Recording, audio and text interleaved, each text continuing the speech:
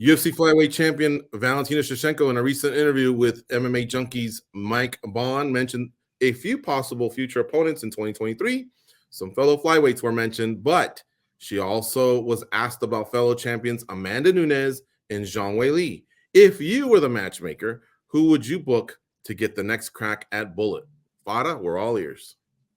I'm going to go with Manon Fiorot. And the reason I picked Manon Fiorot, because I've been wanting to see the trilogy with Amanda Nunes for a while now. And I've thought last fight or before Nunes lost to Pena that was the fight to make. And I thought after Nunes avenged her loss to Pena, that could have been the fight to make. But the fact that Valentina Shevchenko, for the first time at 125 pounds, faced some sort of adversity, and it came against Taila Santos, and she seems to be kind of dismissive of a Santos rematch. Didn't seem like she wants it. She did mention Manon, and she mentioned Alexa Grasso. I just think that right now, for the first time at 125 pounds, there's a little criticism on Valentina. So I'd like to see her defend her title at flyweight, because maybe before, when she was running through everybody at 125 pounds and defended, I think she's defended her title 7 times. That's more than okay. I mean, there are champions who do much less and have gone up divisions. So that's more than okay. But I think only because she's coming off of that close win over Taila Santos, a fight that people thought Santos may have won. And it kind of showed that she's not invincible. For the first time at flyweight, we saw that Valentina isn't invincible. And Manon Fiorot had said that before. She was kind of bummed out because she wanted to be the one to expose Valentina. Don't forget, Manon has a judo background. She's a strong girl, confident on her feet. She has some power, but she's also got strong hips. She comes from a judo background. So I'm sure after that fight against Taila Santos, she's looking at that and being like, I know I can do that to her. She may not have the jiu-jitsu of Taila Santos, but the fact is, this is an opportunity for Valentina, because it's recency bias. Now people are criticizing Valentina a little bit. It's an opportunity for Valentina to notch another title defense against a tough girl like Manon Fiorot, who beat Caitlin Chukagian, which is kind of like the girl to beat, right, if you want a title shot.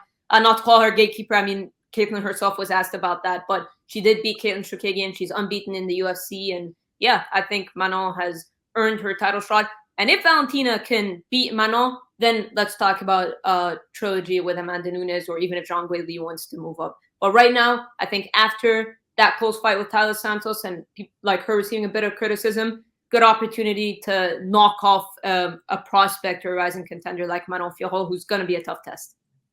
I've been hearing that criticism as well. And, you know, I mean, she is the Bullet 7 title defenses. And in the same interview, she talks about wanting to fight Amanda Nunes.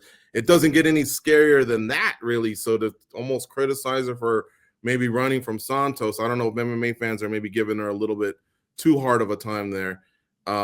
Great stuff from Fod. Let me include a couple comments here in the chat.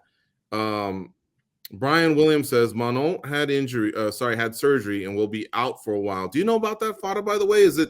Do we know a timeline, or can we confirm what Brian Williams is saying here? Well, I'm actually supposed to talk to Manon this week, so that we'll get all the answers from her. But I do know that part of this interview is going to be her calling for the Valentina title shot. I know she wants it, so that's kind of it. Yeah, so we'll have some answers there. I doubt she would be doing that if she didn't think she could do it sometime in the first quarter of 2023. Because Valentina, in that interview, great interview by Mike Bond. Check it out, folks. You can always go to youtube.com/MMA Junkie video, where you're watching right now. But they covered a lot, and she said she could have fought in New York in November or even in December. So she's kind of been ready to go. And further to that, Santos, I believe, was going to have some sort of a surgery they talked about in August, and then she elected not to have it. I just don't remember the injury. Nolan will probably bail me out, but she elected not to have it, and apparently she's been ready to go as well. So who knows about that until we hear it from the horse's mouth. And like Fada just said, she'll have something coming up this week. Richie Elger in the chat room says the Santos Bullet rematch needs to happen in 2023. I agree. Sky Van El Daddy says Val looked great for sure. All right, so I believe Nolan, you're up next. What do you think about all this? Yeah, it's interesting, and I mean, timing is everything. I think last that I heard, they were hoping that Valentina would turn around sometime around in March, like one of those pay-per-views that 285, 286, preferably 285. I think when they were just looking at options, I'm not really sure how far along that got, because I the commenter said, I believe that Fiorot's hurt to a certain degree. I don't know the extent of that injury. Maybe it was just something that, she had to get done in the immediate, whatever. But I'd heard something about Grasso, but then Grasso, her comments after her last fight kind of indicated she wants one more. So it kind of leaves them in a weird position right now. I've been a big advocate for the Amanda fight. I do think, though, right now it would be kind of a difficult. It would be I would have a more difficult time signing up for something like that, knowing that there are some viable contenders. Like, we haven't hit a lull where you're reaching into the number 8 or number 9 person for the champion. Like, no, she has people that will be, if they're ready or willing to fight, should be the next title challenge. It sounds like Talia Santos has been informed that she will have to fight again. They won't be doing a rematch. They're working on something for her. It's not done yet.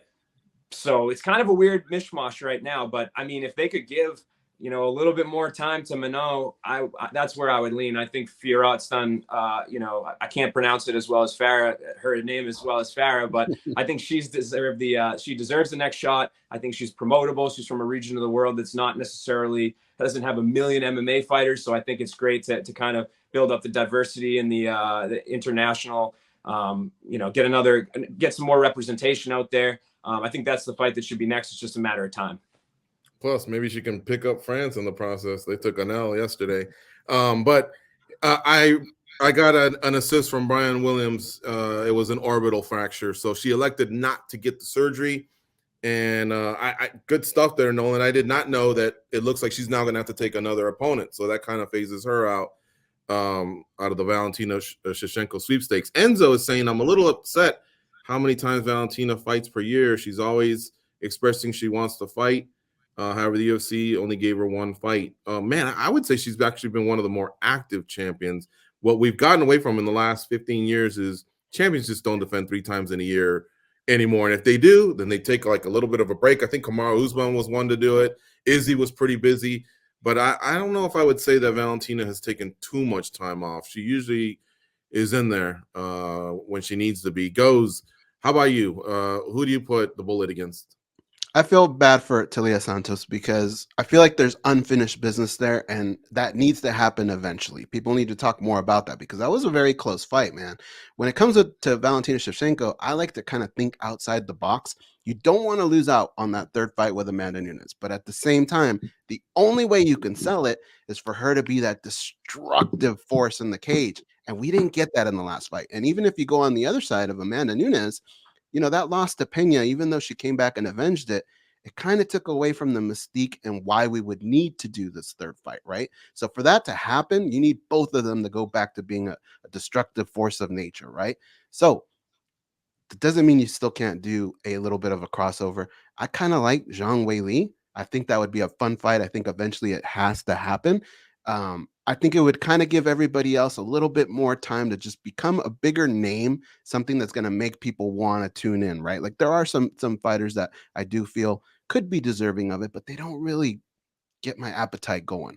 And I think this would be kind of a little bit of a fun fight. And because that performance that Valentina had, it made her drop just a little bit, but not enough. I think it's enough where you could go, hey, this could be something fun. I like the fun fight, but hey, look, if they went the other route of what my colleagues are pitching, that's fine too.